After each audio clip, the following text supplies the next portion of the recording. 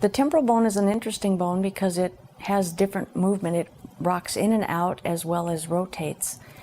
And it's kind of gill-like, and when we're in vitro, when we're embryos, it's very gill-like, and it still maintains somewhat of a gill-like movement, even though it's a bone. So we're going to be doing 3 different movements on the temporal bone. And it starts out by having the hands behind. There's actually, I'll show you the way we were to hold the head and then put the thumbs behind at this mastoid process, which is that part that hangs down a little bit, the temporal bone behind the jaw. And it's a little tiny inward squeeze and outward squeeze. There's a rocking of this that can be done too, but primarily you just want to do a little inward and outward.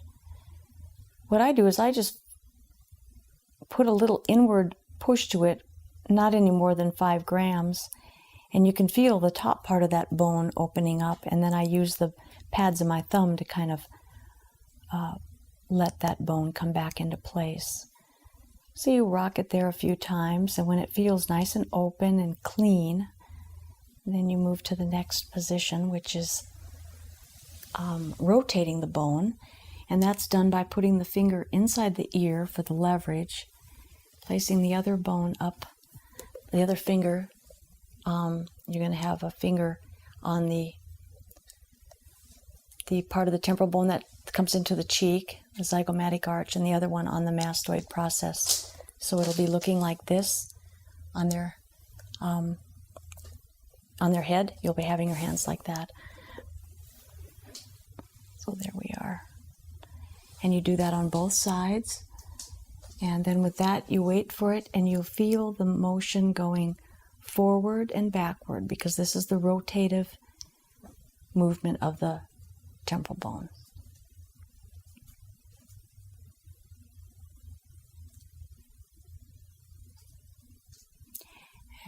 And it's just rocking it back and forth.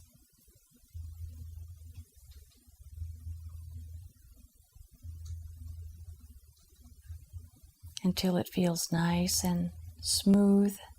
That's the best thing I can think about. The best word is it's a smooth feeling, like it's slipping on ice, which is the membrane. It's not catching anywhere. It's not hung up anywhere. It's just a nice, smooth movement. And then the last one that we do for the temporal bone is an ear pull, but we're actually pulling the membrane which is inside of the head. And so it's important to get deep into the ear and take the pull from more behind the ear at a 45-degree angle and give just a little pull from more behind the ear. You don't want to like pull on the ears like this. You don't really want to do that. You want it deep down in there. So you're actually grasping the bone. And it's only a 5-gram pull. You don't want to go any farther than that. You don't pull with force. And when you do that, you're oftentimes going to feel a little bit of that rocking, that rotative action, as it also spreads out. And this is stretching the tentorium.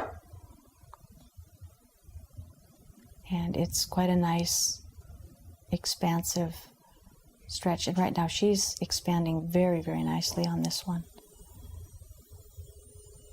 And you can see that head movement was her own head, moving just with changing as the tentorium is releasing somewhere inside of that head.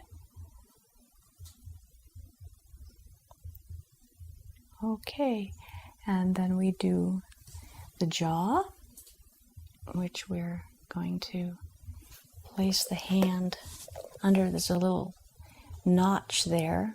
Just place it there and slightly pull upward in kind of an angle position, and then we're going to take the hand on top and let that jaw come kind of a downward curve. A lot of this seems kind of weird, but once you get your hands well trained in this, you can feel the bones very, very well, and you'll also know, you can tell where they want to go. So it's very easy to follow them. You just don't want to lead them. You don't want to push them. You just want to encourage them to go to their point of correction. Okay, and then just stretching the jaw, and you can find some tremendous amount of bone in the upper part of the head. Oftentimes we'll find a lot more changes that it can do as that jaw tends to go down. And I don't know if you could see that but her foot moved again. So she's got a lot of movement happening. It would take a few sessions to get that rotation in the hips corrected, but the most important thing is to get the spheno-basilar junction lined up so that the body can have a straight fulcrum. And then from there, everything else can align. It's like working from the inside out. It seems as if we work from the outside in the way that we practice correction in today's. Her other foot released. And she's quite deep into the work.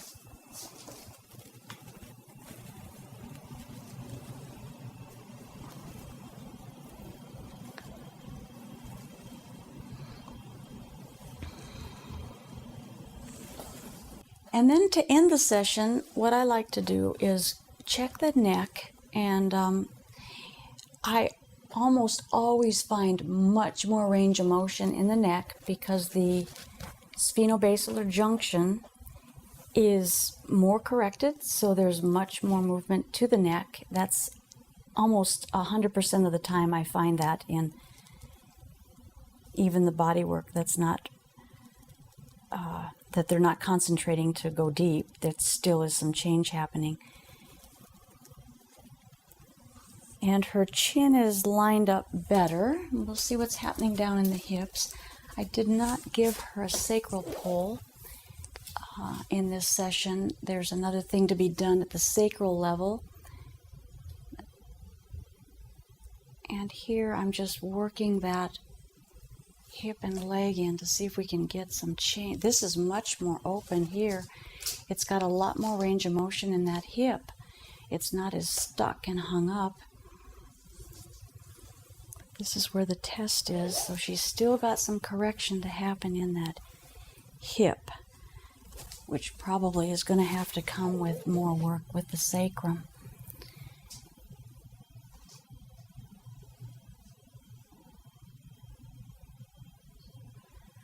Okay, and so that's how much change she's made. There's a 12 to 48 hour window of tissue reorganization where that will probably change a little more, but we still do have more work to do there.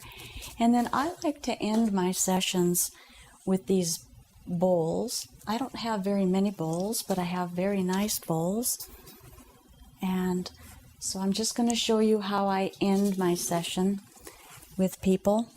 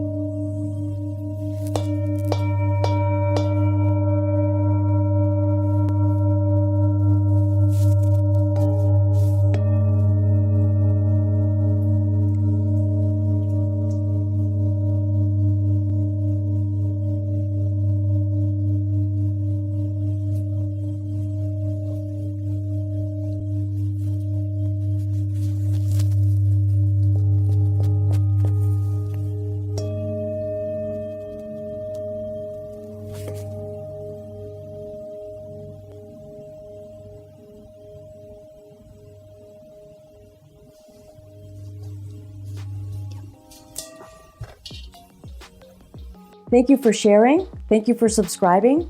And I think there's a little bell up there that you can hit that you'll get a notification every time we post. So if you want to, you can hit that too. But thank you so much for your support. I really appreciate it.